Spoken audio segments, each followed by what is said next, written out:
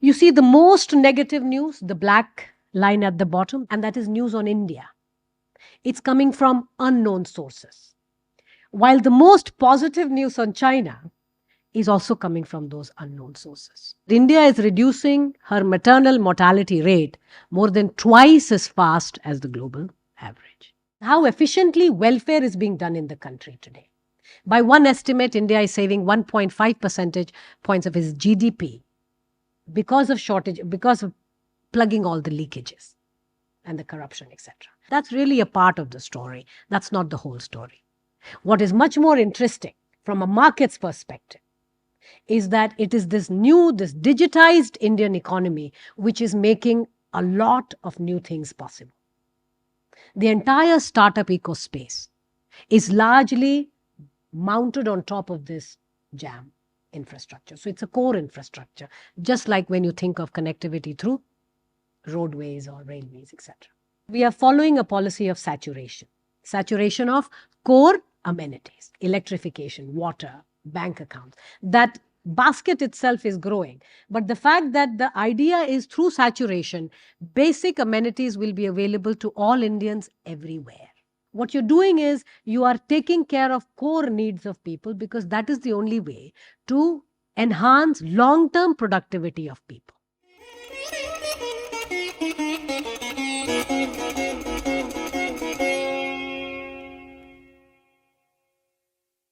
The respected elders, both from the Navy as well as from the IIT, to me this is a dream audience because this is something we've been trying to foster for the last 10 years across multiple aspects of policy making. We really want to foster this relationship between government, different wings of the government, and academia. This has proven to be more difficult than in theory when we talk about it. So it is wonderful, sir, and everyone here who has made it possible. So congratulations. Thank you for giving me this opportunity to present this lecture. It is a great honor for me. While I have been looking at shipping more recently, because it is a strategic sector, I'm also speaking to people within the security apparatus to see their view of things and where we stand. And I'll talk a little bit about where we are in terms of granting an infrastructure status to shipping and shipbuilding, which is right now a very important point which we are trying to push over. But my job today is that of an economist. And I'm going to give you a sliver of most of the contemporary research which is driving several aspects of policymaking. Whenever my CV is introduced, I always make a mental note that I must strike away different areas of economics because we start out and at the end, you really have a few core competencies which you have to use for multiple aspects. Fundamentally, I'm an empirical economist. I take data and I try to understand a problem from the point of view of data. So it is really empirical in nature. And today I'm going to give you a snapshot of some of the research in the last 10 years that have gone into different aspects of policy making. So first of all, it is often believed that economic growth is almost like an arithmetic inevitability. It will happen. But this graph is really meant to motivate that 50 years back, an average South Korean, an average Chinese, and an average Indian had the same per capita income. So it's not the size, we are saying per capita, which is a very good proxy for quality of life. 50 years is all it took for South Korea to become 14 times richer, for China to become now almost 5 times richer per capita basis. It's important to understand that economic growth is not an arithmetic inevitability. Economic growth is an outcome of policies. It's an outcome of deliberate and focused and effective policy making. This is a very important aspect to understand. And yet, when we look at our growth away from this recent past, not entirely democratic example, we know that we have something very unique going. This is India's economic growth in the last 50 years. You see, while it is increasingly, it's very impressive, it is sustained over last 30 years. There are some important points that emerge out of just watching this trajectory. The reflex answer to the question, when did India's economic growth pick up? The reflex answer is 1991. And yet, if you look at this graph more carefully, the inflection point is really around 2000, 2002, 3. So, policy making doesn't overnight lead to economic growth, particularly if you're talking about structural policy making. It takes time. It also takes sufficient and adequate capital expenditure from the government. It's not just easy to relax the rules. Government has to actively be a participant by incurring a lot of the fixed cost of setting up core infrastructure, connectivity, etc., based on which the rest of the economy really takes off. But going beyond economic growth, because economists are often blamed, for I think good reasons, to be overtly too much fixated on GDP. So we have to look beyond, because quality of life is obviously much more than just the value added to the economy. This is the human development indicators. And now you see the difference between China and India. In the first graph I showed you, I wanted to tell you that there is a 20-year difference between India and China. We are 20 years behind economically.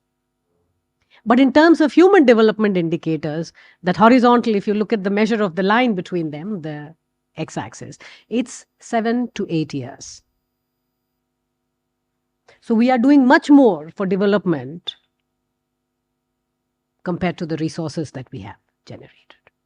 And of course, the answer is, this is because of democracy. It's impossible not to do development in a country like India, because electoral politics, the nature of our democracy, makes sure that all the 3 tiers of the state do have to focus on development. The human development indicator includes measures of healthcare, of education, gender equality. So it's a measure which is composite and way beyond GDP. As much as we dislike this graph, the reason I like to show this, well, this is generated by a research institution in New York. This is the World Poverty Clock. This is right at the end of the pandemic. The colors of the country denote gray zones are areas which are not concerned with SDG 1, Sustainable Development Goal number 1, which is eradication of poverty. There is a concept of absolute poverty, which is a much more extreme form of poverty. You see, the gray zones are countries that do not have to worry because their poverty rate is minimal. It's like 1 to 2%.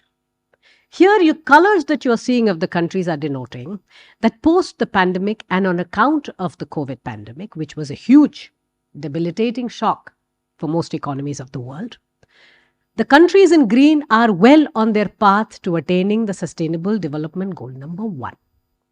The red countries are the ones which are definitely going to miss their target.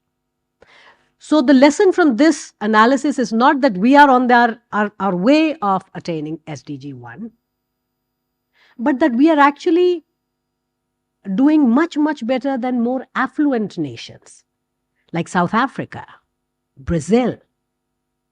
You see, these are countries which are 3 times, 4 times richer than us, and they are going to miss their SDG 1 on account of the pandemic.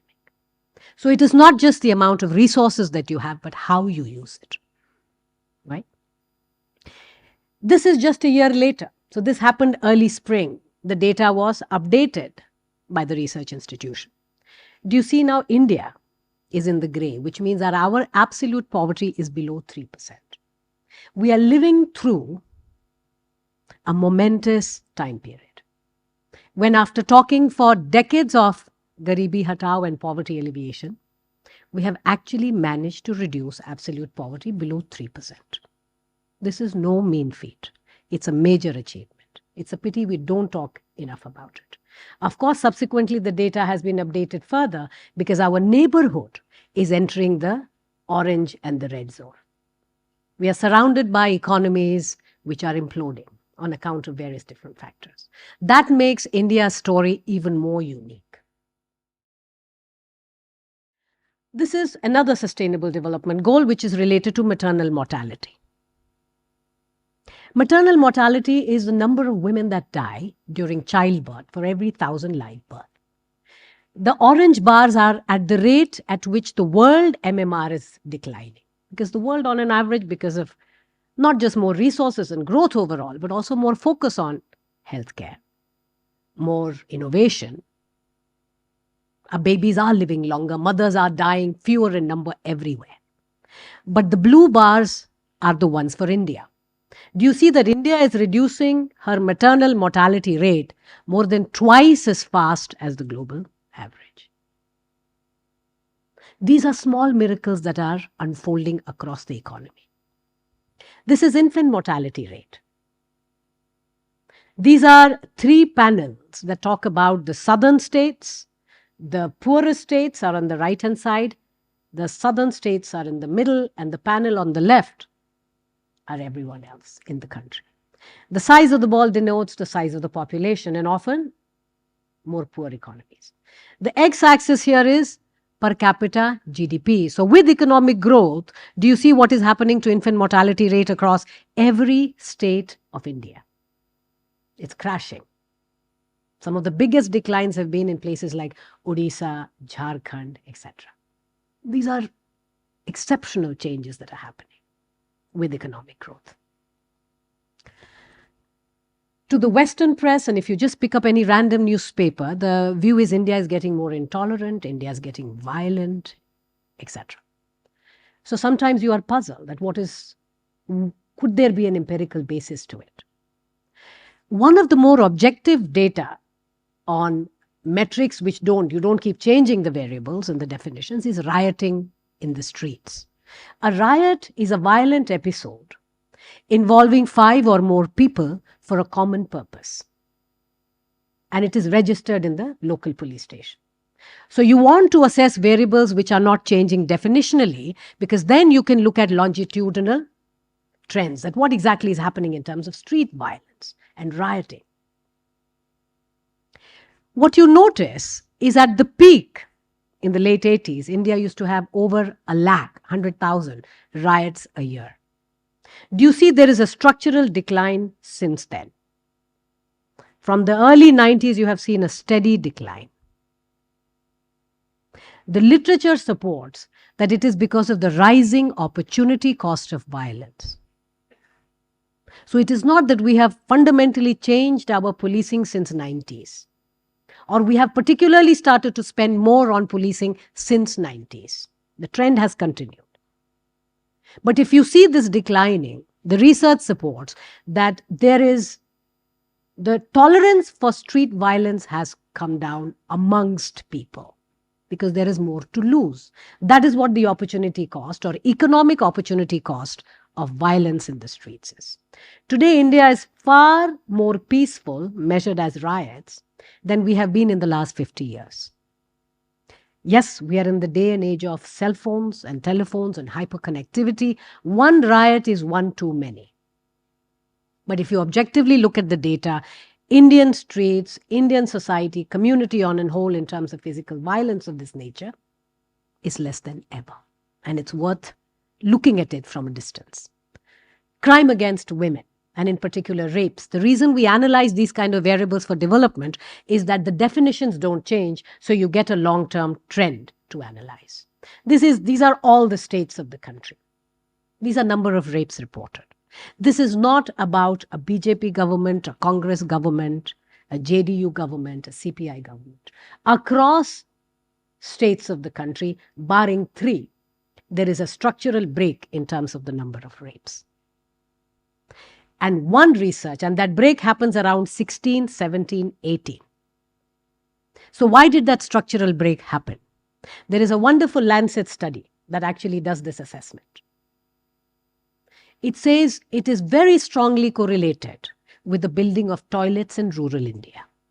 In fact, the building of 120 million toilets, particularly in rural areas, has reduced rapes by 14% and assaults by 22%. So do you realize the kind of ground realities and the quality of life of average people, the way it is changing? And I must confess, as economists, when we used to argue for building of toilets and sanitation facilities, most of our motivations used to be from healthcare. In fact, to make India open defecation free, we have written a lot in the past decade, and they have almost entirely been focused on infant mortality, neonatal mortality, etc. Because the fecal matter finds its way into the household and causes waterborne diseases and infections. But these are the unintended consequences. The unintended consequences of fundamental policies and providing basic amenities are many. Right? And the research is showing it quite lucidly. On the whole, if you look at all the states of the country, we have a balance of economic growth, which is on the y-axis, GDP per capita, the increase, and reduction in neonatal mortality, which is a metric of development. How many babies live beyond 28 days of live birth? We still struggle with neonatal mortality. On the whole, it is positive. We have some outstanding states, some states which continue to struggle. But because this is the India story, your baseline is 100%. Because everyone is doing better. Some are doing far, far superior to the others. Now I want to introduce you that how do we look at the concept of Atmanirbharta from the economic sense? There are some sectors which are more strategic than others, which is something that is to be defined. It's not a law of nature, but you need to define it because these are the sectors in which you do not want to be too dependent on external forces. Food is one of them. And we have the memories of the 70s, which is not so long back. If you look at self-reliance and food security of India, the left side panel is telling you what is the food production index measure of India, which means of what we consume, how much are we producing? It used to be 23 50 years back. If we were consuming 100, we were producing 23. Today, we are at 126. We are producing much more than what we are consuming. In agriculture, our policy priorities are no longer production or yield related. We have abundance. Our priorities have to be distribution, in which they are. How do we make sure that shortage of potatoes or tomatoes in one zone do not lead to havoc in another? And I'll show you data to support how we are overcoming those. So we have a problem right now in terms of abundance, storage, and distribution. It is no longer production. India, along with Brazil and Mexico, are the only countries which are like the star countries of the Green Revolution. But India amongst them is the rare example where land under production has actually come down. The problem in the case of the Brazilian rainforest is because they are having to cut down a lot of the forest to produce same amounts or larger amounts of food grains. For us, the per capita or the per hectare yield has in fact improved so much that area under cereal production or any kind of production is actually coming down. It's a marker of efficiency. The second graph is telling you of our imports, what percentage is food, which is another measure of self-reliance. It used to be 34% around 50 years back. Today, that number is down to 2.3. Will it ever be zero? No. It should not be zero because we are connected with the world economy. You should think of the Indian economy as a composite economy which has one Germany, the size of Germany, which thinks, behaves, consumes like a Germany. We also have two sub-Saharan Africas. So you really have to think in terms of food habits, etc., which are also extremely disparate. So we like the Swiss cheese, we like New Zealand dairy products. So we are never going to be totally insular looking. We do not want that either. All right? So that number is now down. Beyond food, if we look at energy security is yet another, and in fact, you do appreciate why we have been taking, it has been actively driving our foreign policy as well. If you look at energy security, the left side panel tells you per capita consumption of energy. Do you see how it is escalating, how it is rising? We are a growing nation. We are consuming a lot of energy. We will continue to grow and consume more energy because we have just come out of poverty. Beyond basic materials, the consumption and the quality of life has to pick up, and energy is a core driver of all. So per capita consumption of energy will continue to grow. However, the right side panel tells you that of the other major economies of the world, how much of the energy is imported in these countries. And the ideal comparisons when you're looking at any aspect of economy should really be the US, China, large federal countries, composite economies, not Bangladesh, Vietnam, etc., because these are relatively simpler economies, which depend on 2 or 3 sectors at most.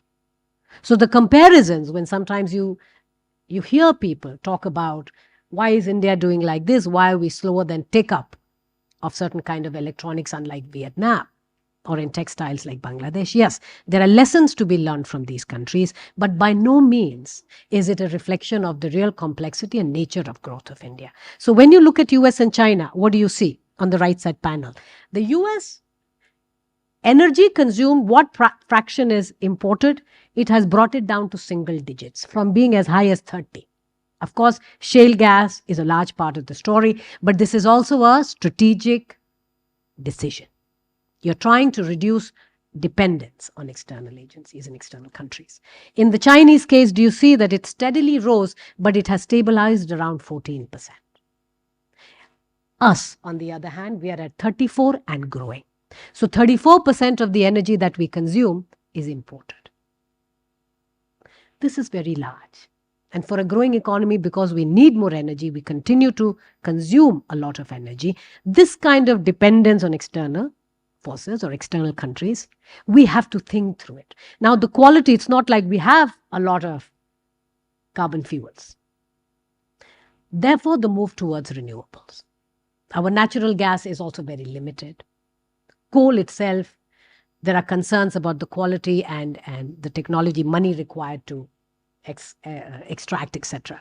There is a huge movement towards renewable, not just in terms of course, from a climate change and a larger, responsible, sustainable growth perspective. And India is a leader in that, and it is going to determine the global sort of combined fate, but also because strategically, it's a necessity. Now I'm going to talk about, of course, the third sector is defense. I'm not going to get into the details of it because I'm going to combine it with manufacturing.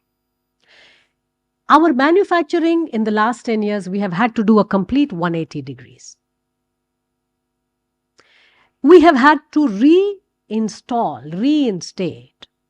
faith that we can actually manufacture.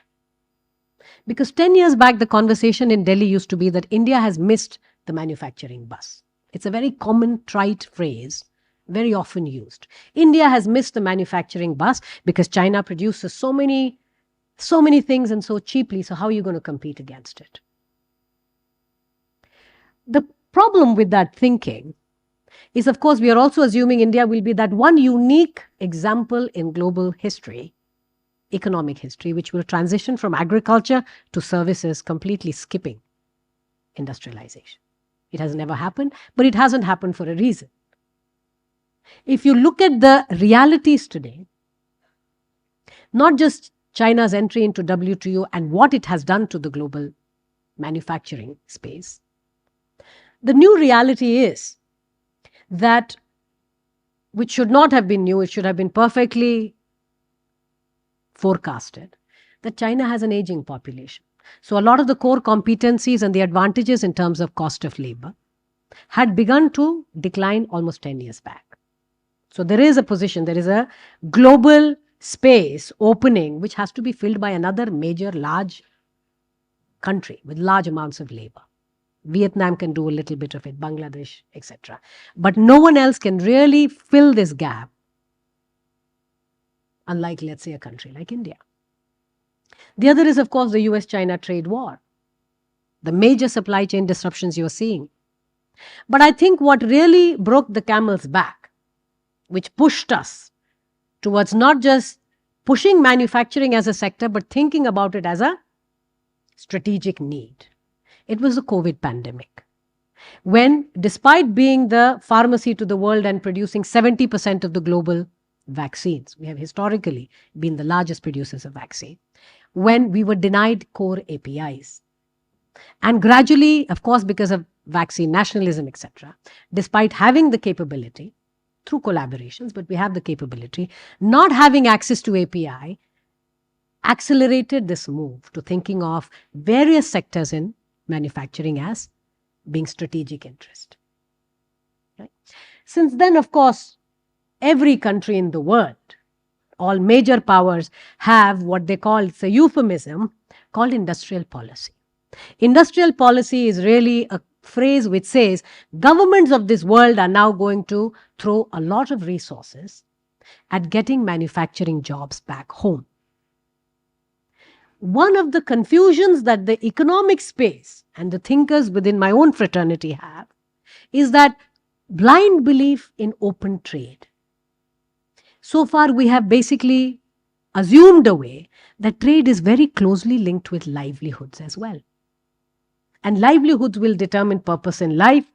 Livelihoods are today determining how democracies of the world are leaning more rightwards against globalization.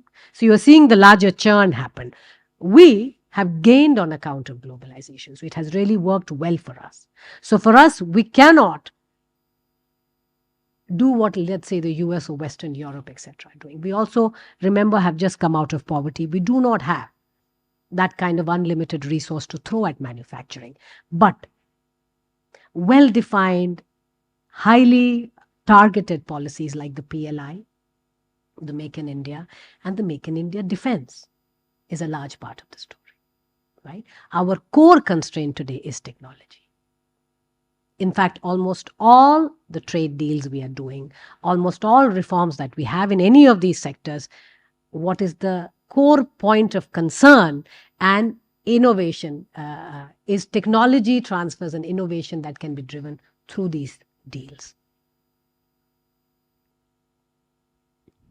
Of course, when I mentioned in my opening remarks, shipping and shipbuilding, there is a lot more focus on it today than there was even a year back, because we do realize how important this sector is. And the kind of supply chain disruptions you are seeing more immediately on account of the Middle East and Iran now directly being part of this, it is beginning to disrupt flows in these parts. And we realize this over-dependence on foreign ships, even though India flagged, etc., means we have to build more core competencies domestically.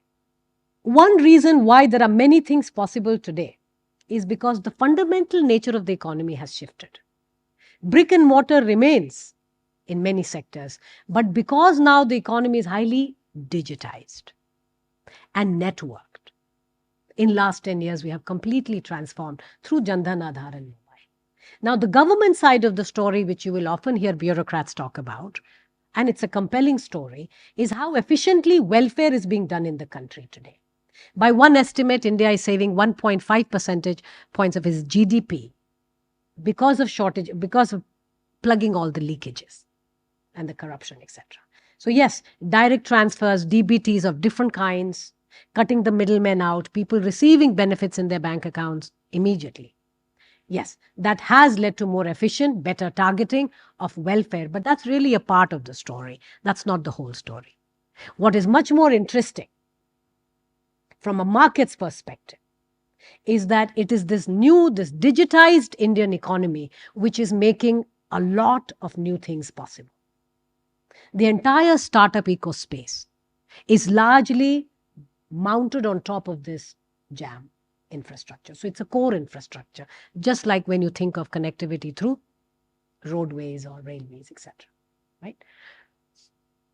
One thinking which is making it possible to think of long-term productivity gains is the fact that we are following a policy of saturation of core amenities, electrification, water, bank accounts. That basket itself is growing, but the fact that the idea is through saturation, basic amenities will be available to all Indians everywhere. And we have a lot of data which makes it possible for us to test these things. So this is not administrative data from the Ministry of Rural Electrification, because there you might say, yes, we have attained 98%, because definitionally If you take that electric line to the hamlet, that hamlet is electrified. Household surveys help you verify that. So these are 12 lakh households. And if you just look at the kind of electrification that has happened within 5 to 6 years, it's mind-boggling.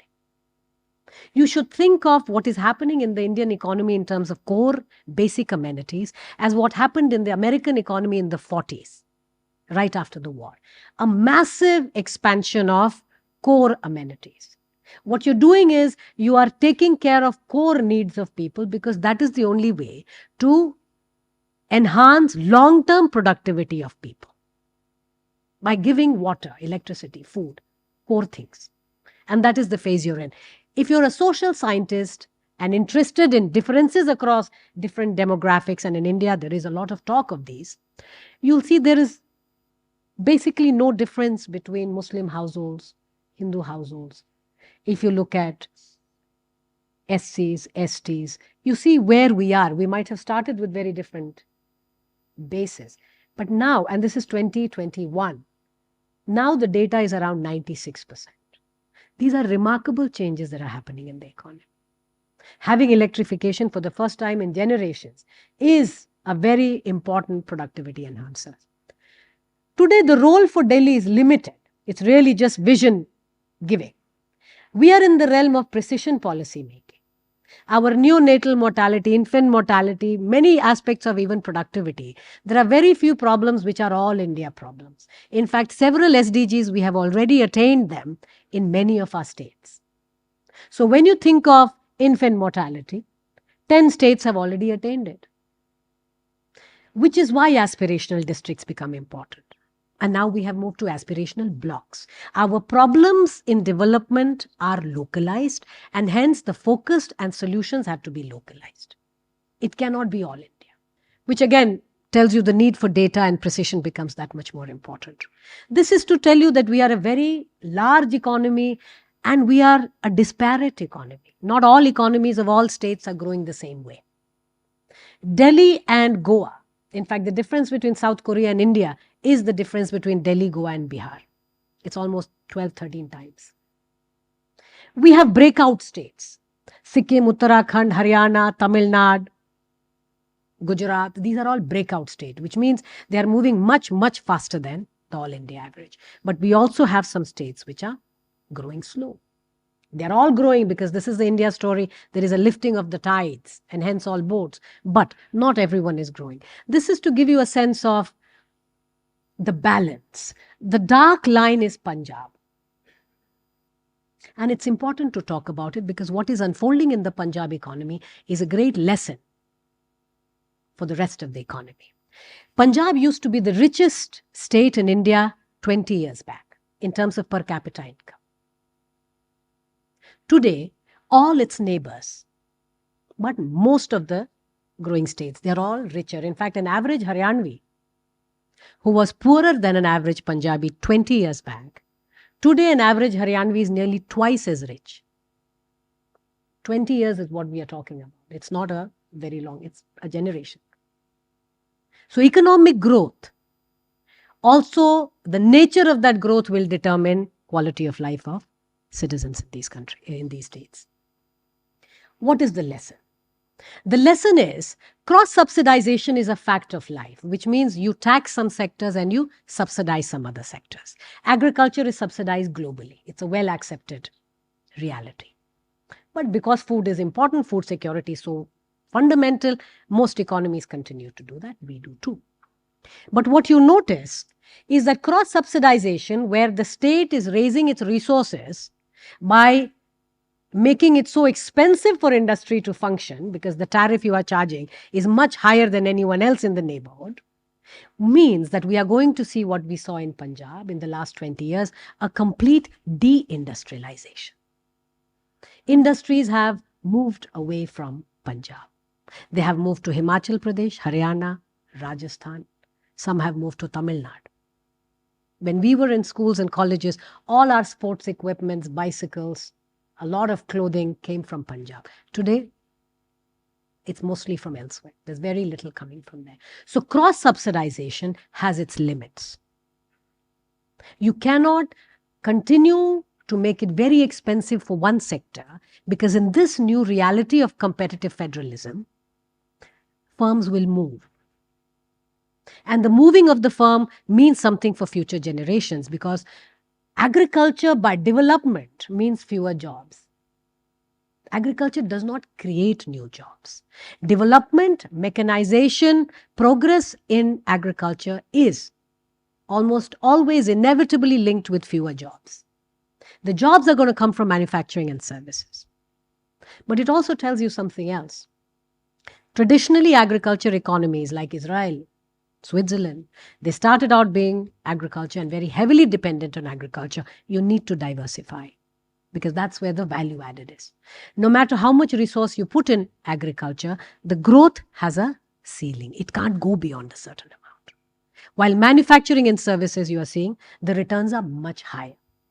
So you need diversified economies. That's the big lesson here. Of course, being a border state means today we are also grappling with a substance abuse, mental health, drug addiction problem. In fact, we have run, while I was a full-time professor, most of my surveys on mental health were focused in and around Punjab. It is a big public health concern today.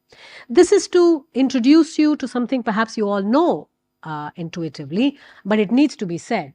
If this is the wealth distribution in India, every red dot indicates 1,000 poor households. Every yellow dot indicates 1,000 middle-class households, and every green dot indicates 1,000 rich households.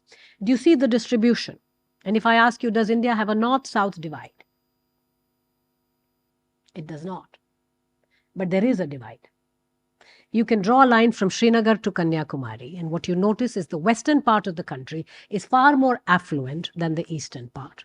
And eastern part is most where our poverty is concentrated. So when you're thinking of anti-poverty programs or welfare programs, East, an NREGA in Jharkhand or let's say Bihar or Assam cannot be the NREGA in Gujarat.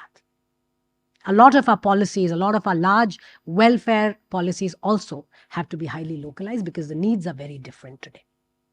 What is the situation in the labor market? Because we are all concerned about what is happening to jobs.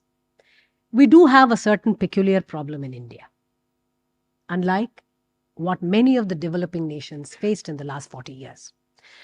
The right side panel is labor force participation rate.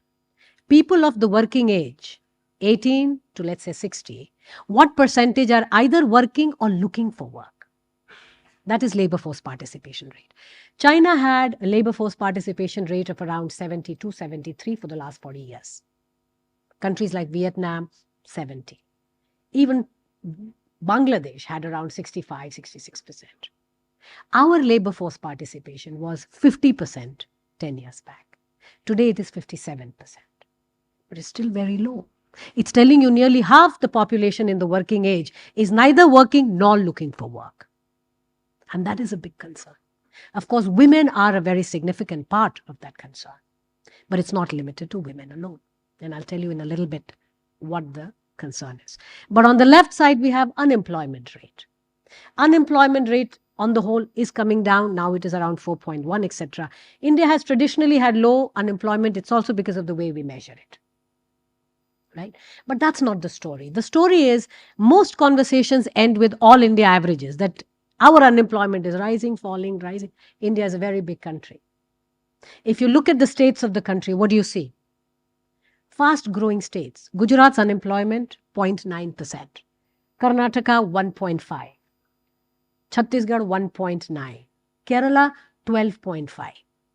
It's our developed states. It is a state which has very high human development indicator. Unemployment, however, has always been a multiple of what national unemployment is. Ease of doing business matters. It's the wealth creation which is leading to job creation. So this is a very important, in fact, we have to have a rethinking on when we think of jobs. Wealth creation leads to job creation. Economic growth is leading to job creation.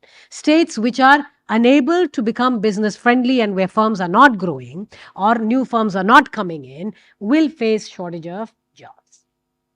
And this is where I want to quickly tell you about what is happening in Sri Lanka. One of the reasons, despite the crisis, country like Sri Lanka continues to struggle with reforms, economic reforms, is because 11% of Sri Lankan population is employed with the state.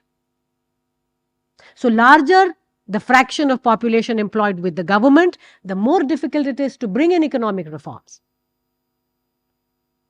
And some of our states have the same problem. So state level policies matter, but very importantly, states have to become business friendly. And believe me, today many are. That's why the breakout states stand out. In terms of the jobs, the unemployment rate for people above the age of 30, those are the gray bars, and unemployment rate of people below the age of 30, so 18 to 29. Do you see the remarkable difference? So what is happening at the age of 30 that people are working after that? Clearly, there is an expectations problem. There is something more happening. This is not an all India, it's not just an Indian phenomenon. The IMF and the OECD have a very nice term called youth inactivity. The youth are not willing to settle down for anything. They are willing to wait it out for the right job. Can we see this problem a little further? These are all young people in this analysis.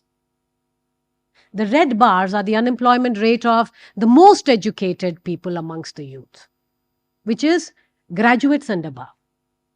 Do you see the unemployment rate of graduates and above, the most educated people amongst the youth, and compare that with school educated youth, people who have basically finished schooling and are doing some work? Do you see the difference in the employment status?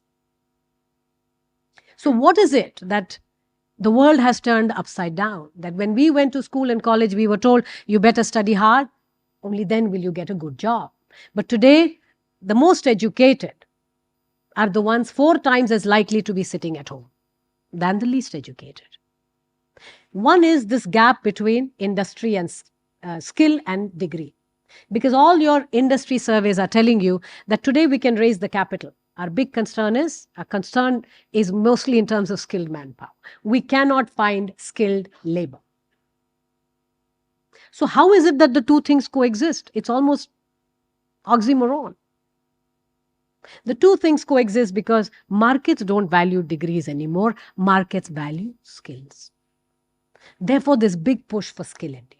We need to get factories into the classroom onto the shop floor. It's no longer enough to just have a degree. Second is expectations management. People want appropriate jobs to their degrees. But very importantly, in some parts of the country, there is another very severe concern which we need to take care of. And that is this fetish for government jobs.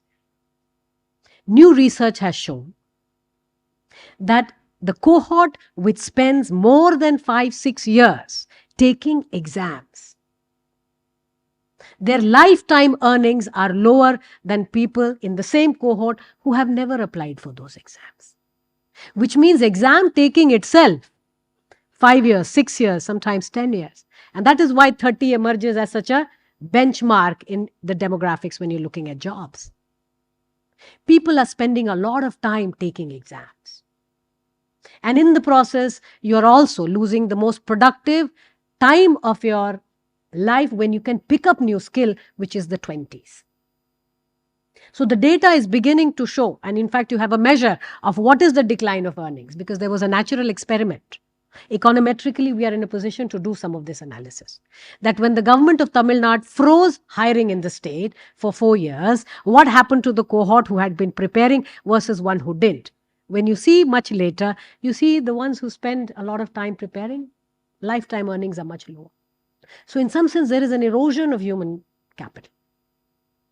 We need to talk about these things more openly. Of course, the idea is also in places where this is a particular concern, we need to also find local solutions.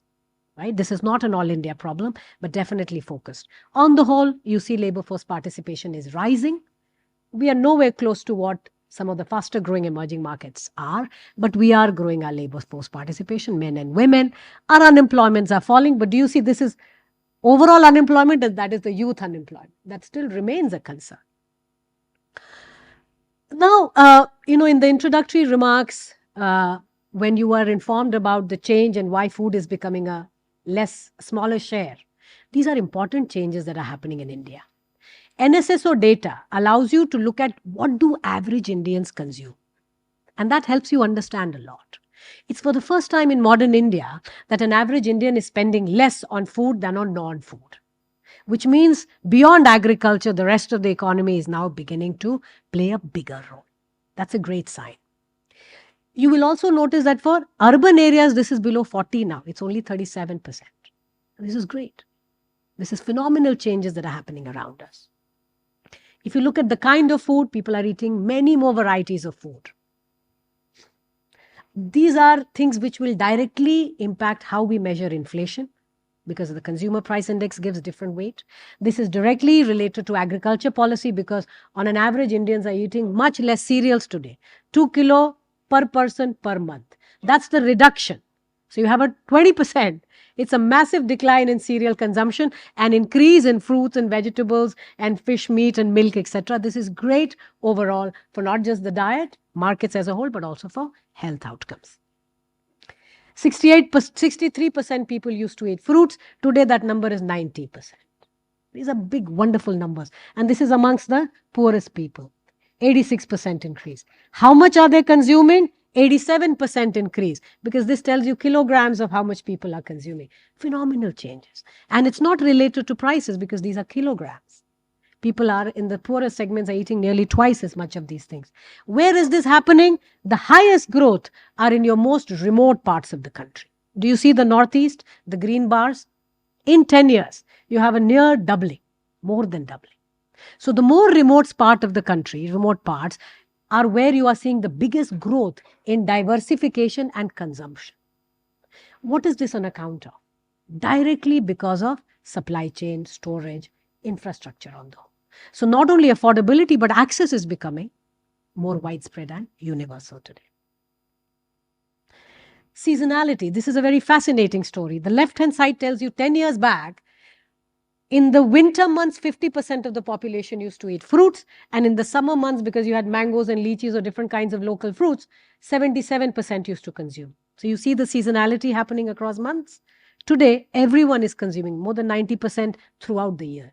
These are remarkable changes, which are not easy. And this is not something that we talk about at a let's say, media level or these are the details that emerge when you look at the data carefully. Diversity is rising. The blue bars are telling you for every segment, rich and poor, everyone is eating and consuming a wider variety of food items. Not just across quintiles, every state of the country, diversity is increasing. So why I'm saying that the story is far more universal. Does it matter? Yes, the markets are directly impacted, which means future opportunities for growth in all these sectors even more. But what is it impacting? How is it impacting healthcare? In particular, let's say anemia. That's the analysis I've shown here. When you consume more iron, you have less anemia. When you consume more diverse sources of iron, anemia falls even faster. So you see, these are fundamental changes again, which are measuring what is happening across the country. This is the bottom 20%. So the poorest people in the country, 4% used to own some vehicle 10 years back. Today, that number is 40%. Can you imagine what is happening? 4% of your poor, the poorest 20%, used to own vehicles, automobiles, motorcycles, scooters, etc. Today, that number is 40%.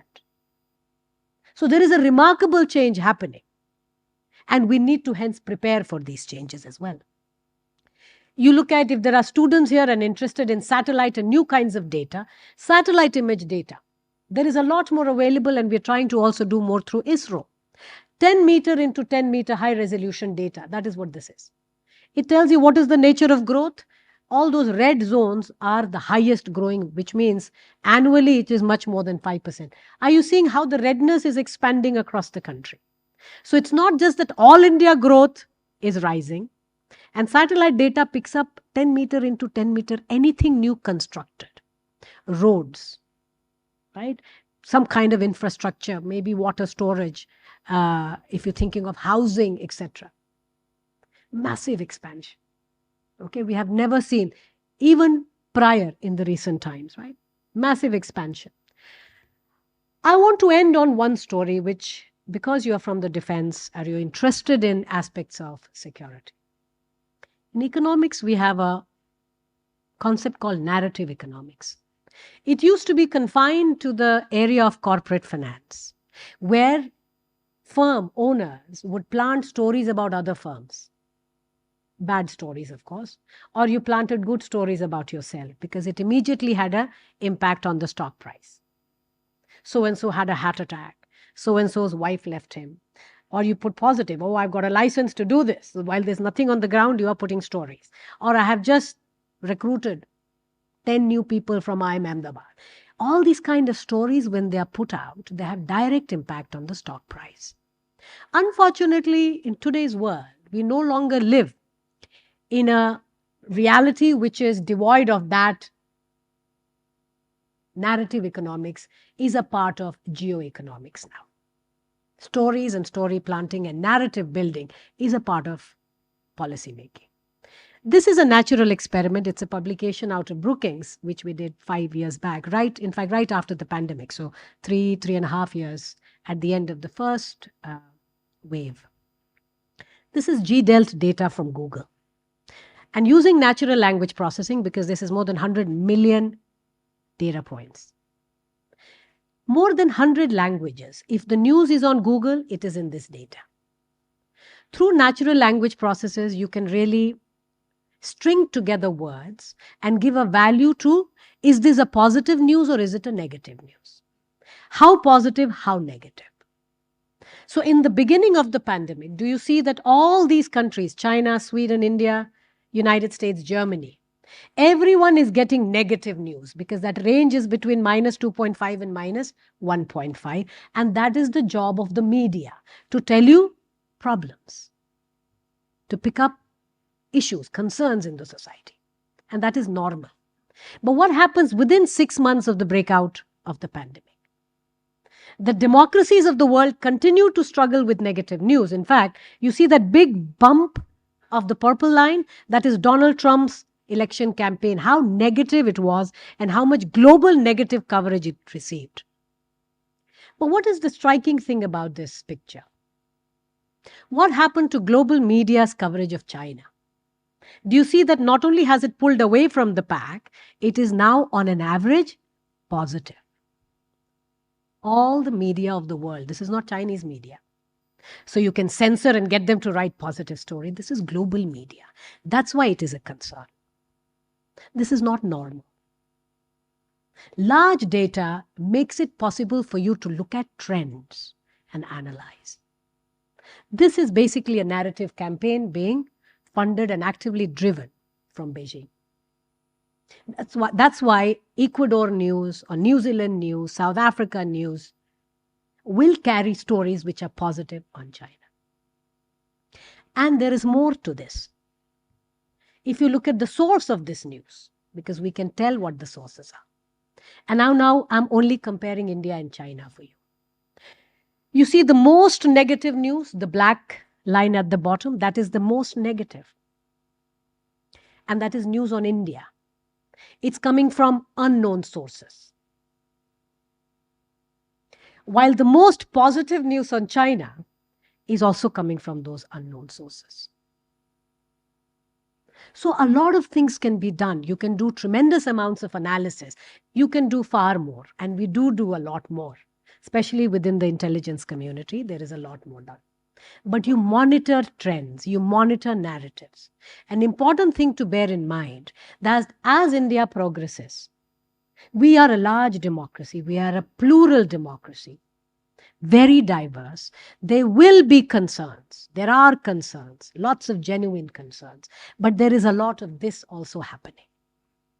So when you pick up the newspapers and you read certain things, or when sometimes your institutions are going to be under attack, they are not random attacks.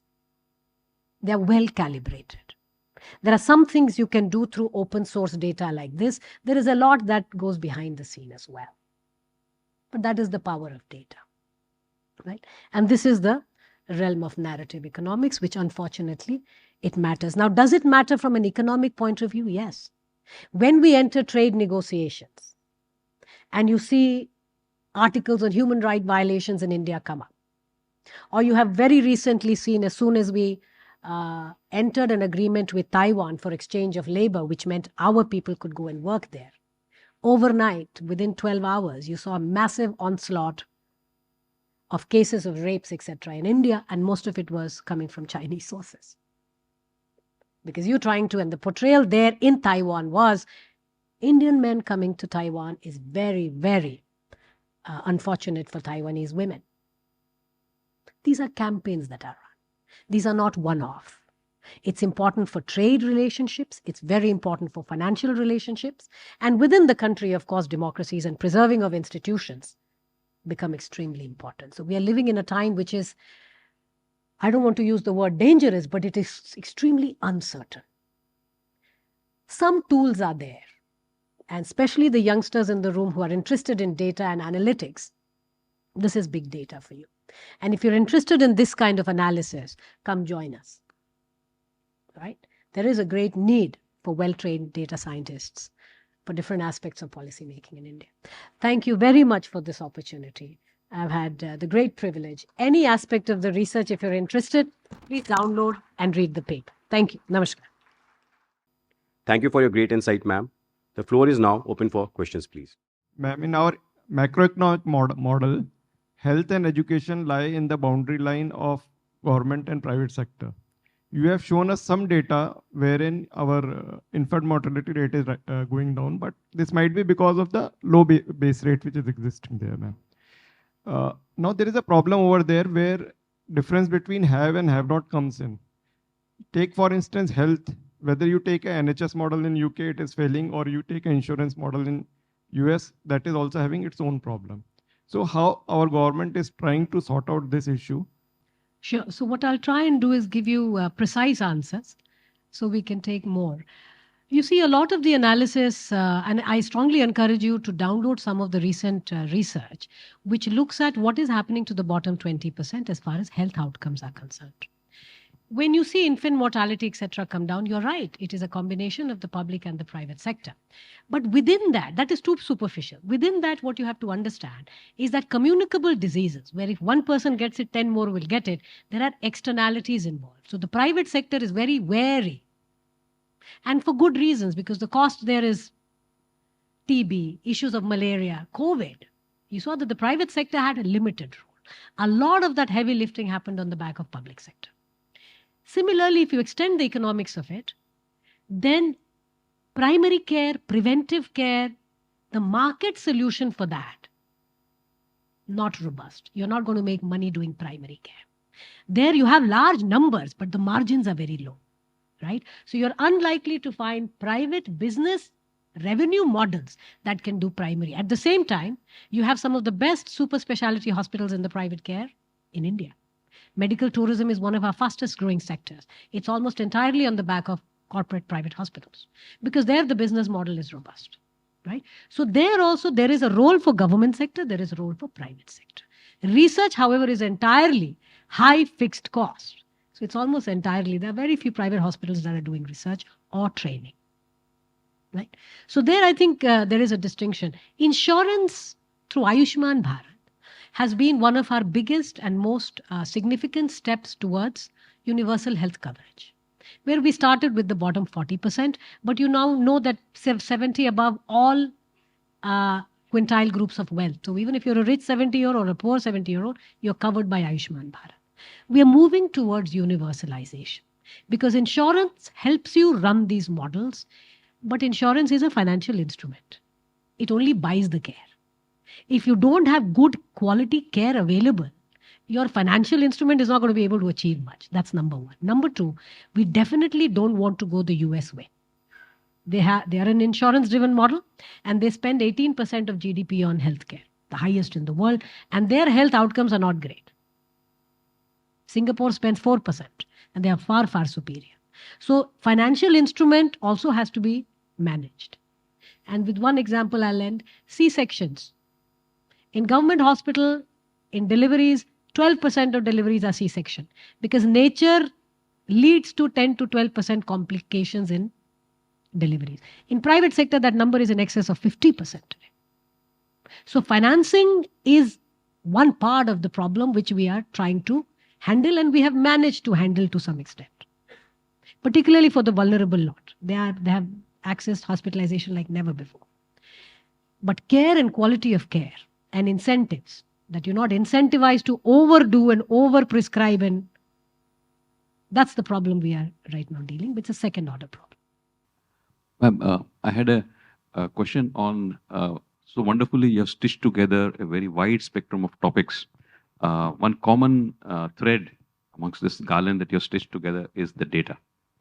Could you please enlighten us as to what is the ecosystem that you have in place to back you with data collection, data processing, data presentation, and then policy formulation originating from this data? India has a history, a rich history of data collection. We are the only non-developed, and I'm talking 70, 50 years back, the non-developed part of the world which actually built a system of collecting data. So today, must be Ministry of Statistics, of course, often under a lot of strain because, and I must confess, I put a lot of that strain too. So if you actually do a search, there is a lot on statistics that lately I have been trying to push. Data is as objective as it can get. In a world of policy making, this is not pure science. So you are either going to hear narratives and anecdotes, but for every anecdote, you can have an equal and opposite anecdote. For somebody who will say world has become wonderful, somebody say, no, it's terrible. The only relative objective tool you have is data. So I think it becomes a slightly easier prospect for us to make a compelling argument if it is based on data. So data becomes a very important instrument of doing that. MOSPI is trying to keep up with the needs of a more complex economy. Until 6-7 years back, we used to get unemployment data every 5 years. It means nothing. In 5 years, a core macro indicator like unemployment, something we should be generating quarterly. And now we are in that direction. We have, since PLFS has come in, now every year we have PLFS. In fact, you see the consumption data, it came after 10 years. We are going to have it again next year. So we have started to raise the frequency of a lot of our public data. Second is quality of the data. And I have been writing a great deal on quality. It is not an Indian problem. It is not just a capacity or a money problem. In fact, in very few sectors today, we can say capital or finance is our constraint. It is not. We really need groups and talents and skilled manpower, even in data science, etc. What is happening on account of data quality, as you grow, in fact, today I didn't show any of that, but internally it's now well understood, even amongst the economists, because I've been steadily working on it. As people get richer, they don't want to do surveys. Have you done a survey? I doubt it. So who has time for surveys and 3 hours of surveys? People who really the opportunity cost of time is low. I can sit with you, you come to me, I'll talk. I have nothing else to do. So surveys are increasingly not picking out the average growth. Because the better off you are, you're not going to respond to surveys. It's a non-sampling problem. You cannot change this by resampling or changing the sample. Now these are big problems. How do you take care of it? Even the US is struggling when they say that sampling is under crisis. And the Donald Trump election was for the statistical community, it was a wake-up call because many surveys were done and all the exit poll, all the surveys, none of them predicted Donald Trump. So they said, when you have so many surveys, how come? That means you're not picking out the real mood on the ground or the change on the ground. So now I'm getting into statistical and sampling and non-sampling problems. But just to tell you that our ministry and the cadre of the statistical services, they are such bright people. What we need to do is, in that community, sort of mobilize and get them to publish and, latest methods, because they are extremely bright. And we have an entire cadre on statistics, right? Statistical services. So we do have the core infrastructure for it. We need to keep pace with what is a mind-boggling real growth in the economy. Today, if I ask you how urban is India, the reflex answer is 35%, 37%. If you look at satellite data and clusters and what kind of work people do, we are anywhere between 65 and 70% urban. So do you see how rapidly your real economy is changing? And for government policy and administration to keep up with that means we need to generate the real-time data. As an example, the city of Gurgaon, the millennial city, did not have an urban local body till 2008, which means this global millennial city of Gurgaon was governed by panchayats till 2008. Do you see the change in real economy of India, which is much, much faster? We are trying to keep pace. And data system is a very core instrument of that.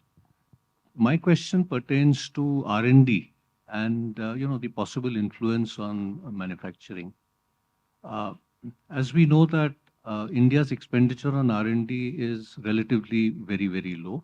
And most of that expenditure is also concentrated on government institutions. Do you feel that if this spend on R&D is significantly increased and policies are made in such a way that R&D by industry, including the private industry, is promoted, it would have a positive influence on the manufacturing? 100%. Not just manufacturing. Every aspect of our economy will gain from more R&D. That the government is the biggest spender is not anything unique or idiosyncratic about India. Most countries, government is the biggest, right? The point is, I believe it is not the money. We have a lot of unspent money sitting in different kinds of accounts within the government too. I think the process has to be simpler. So the faculty, deserving faculty gets not just timely, but also less administratively burdensome funding. And I'm speaking this as a researcher. I think we do have the manpower, we do have the skills, particularly at centers of excellence. They have wonderful, nice new research. What we need is a X increase. We'll need a huge impetus. So is there any thinking in the government in this direction? Yes. In fact, you see the National Research Foundation, which was announced a couple of years back, but it has been given teeth as of this year. 50,000 crores. 35,000 is to be raised from the markets. 15,000 is an upfront money provided by the government.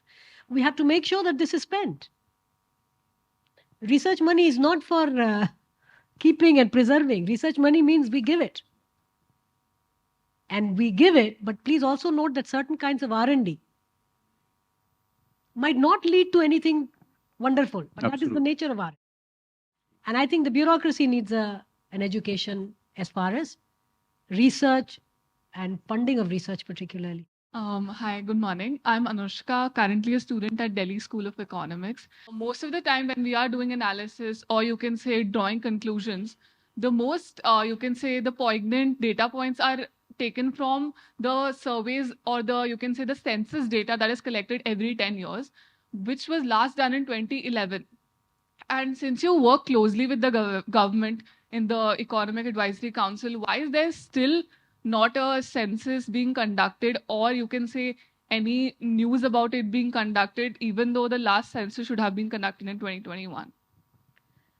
Not having census and timely census does impede research of many kinds. Please also understand that when we do a survey, a census, we also do projections for the next 20 years.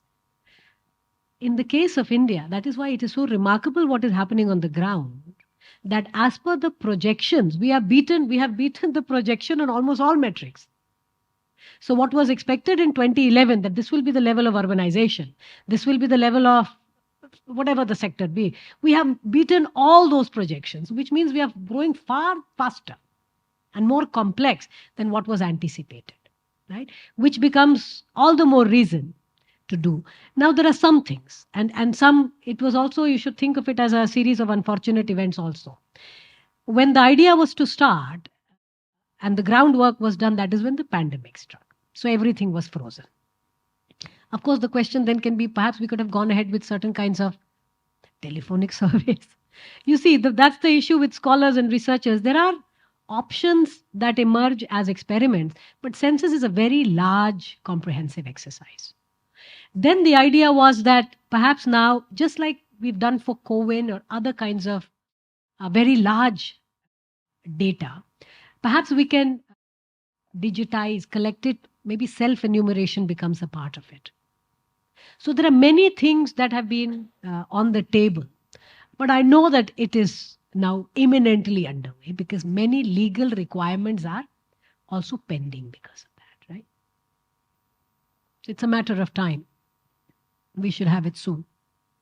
Morning, ma'am. This is Kamaro Kapoor here. It's very heartening to see a growing trajectory in almost a very vast expanse. How does it pan out with our population growth? When we talk about GDP and per capita, it tends to neutralize many of the growing factors. So how has it changed in last 5 decades? And today, what are your views? Are we plateauing towards a healthy population growth rate?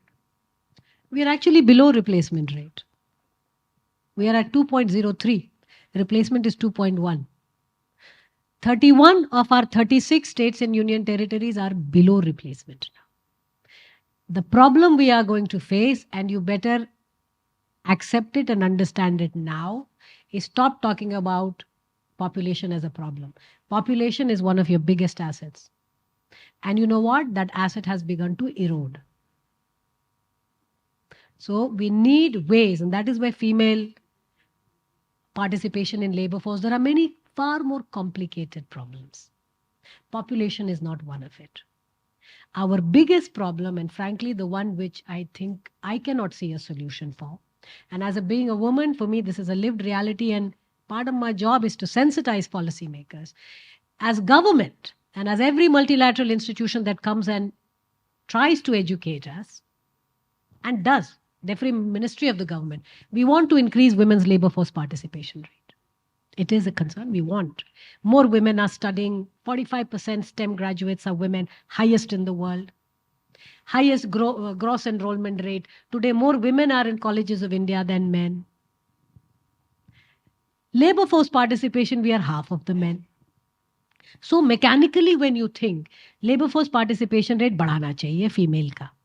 What is the price we are paying? You are at contradiction with your society. Your women don't want to have children. Japan's economy is faced with the deepest crisis that Japan is shrinking. So they're coming up with new concepts of labor and productivity and age. You know what is the new concept of age? That there is a chronological age. I'm 70 years old. And then there is a biological age. I'm actually 50 years old if you consider my productivity. All kinds of new innovations, some of them funny, ridiculous. But at the core of that, definitionally, statistically, we can do many things. The core of that is the society is orthogonal, is contradictory to the belief of the governments, which is that everyone must work in the market for money. Only then do we actually put a value to what they do. Care economy is 18% of India's GDP. Without a penny getting exchanged. Your average working age woman is spending 5 hours every day taking care of someone, either a child or an elderly. Wake up to the fact that 120 million Indians are above the age of 60. Care. Right now, all that care is in the house. And because there's no money, we don't value.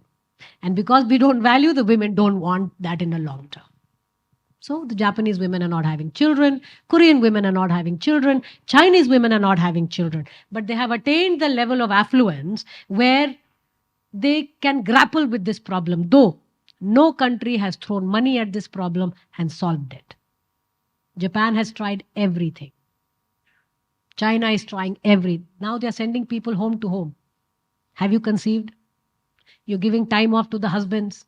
Now go and spend a weekend with your wife. They want babies. No country has managed to reverse. It's a very big problem. It is at our doorstep.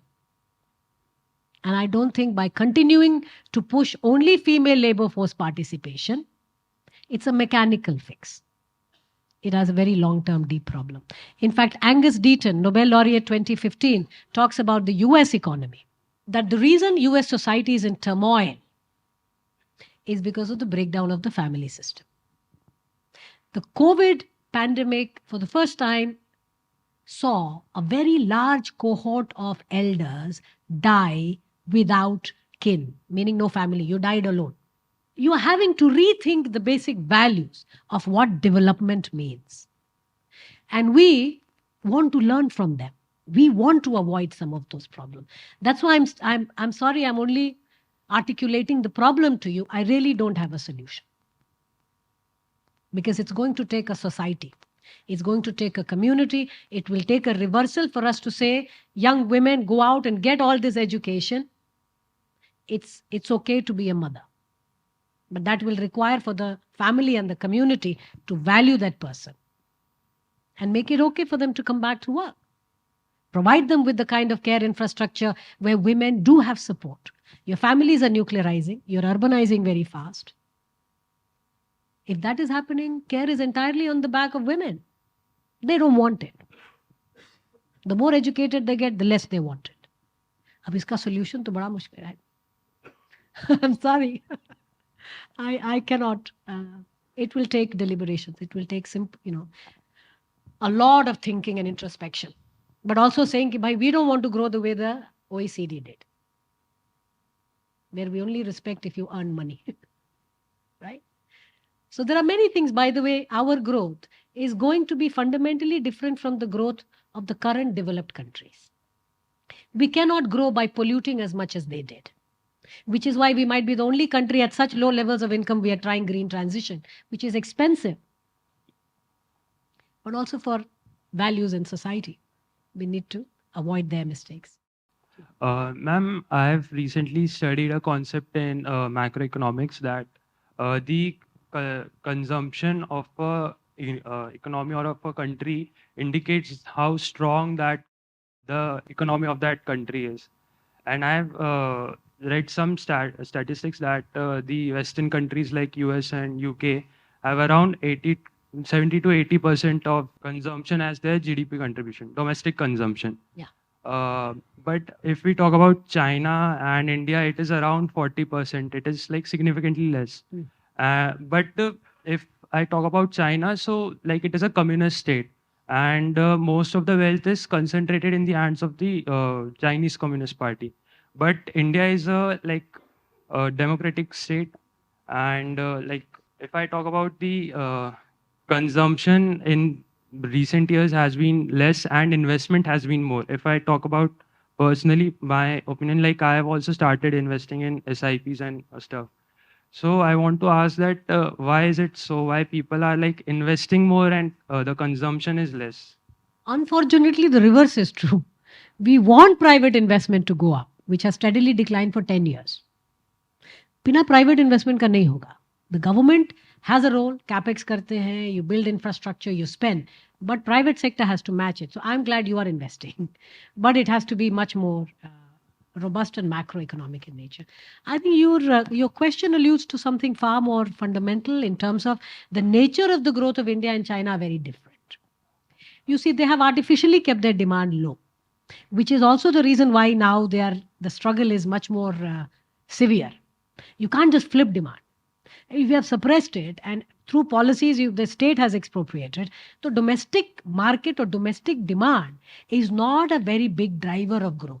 Correct? For us, on the other hand, domestic demand has been. When I say that we have to keep ourselves insulated from all the tensions and uncertainties of the world right now because of the wars, the trade wars or the actual wars in the Middle East or Europe, our domestic demand being so significant is a matter of great assurance for us right now. Relief, because we are not overtly dependent on external. Of course, we are trying to raise exports and all of that. But tomorrow, even if the world came to a complete standstill, you see that Indian demand, if it continues at this, we will manage to grow. You see, unlike China, where the external turmoil rising means domestic demand cannot be channeled to absorb that excess capacity, which they have built. Right? US, on the other hand, is something I don't think any other country can easily do, which is consume yourselves into being the driver of economic growth for the world.